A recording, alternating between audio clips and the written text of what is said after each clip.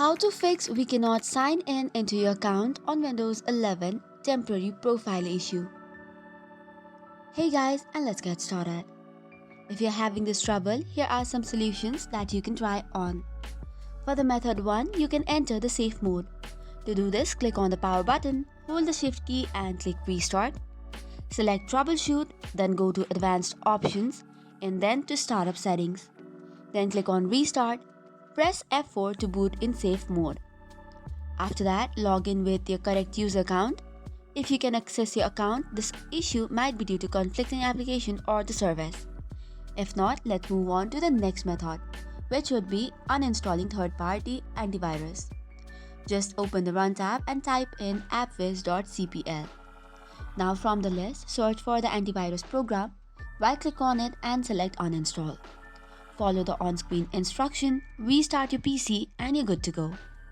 However, if it does not work, let's move on to method 3, which would be editing the Windows registry. But before that, you have to find your SID. For this, open command prompt and make sure to run it as administrator. Type in who am I /user and press enter, which will now note you down the SID. Make sure to copy it. Next up, you have to open Registry Editor. Just open the Run tab and type in regedit, or you could do the same in the search bar as well.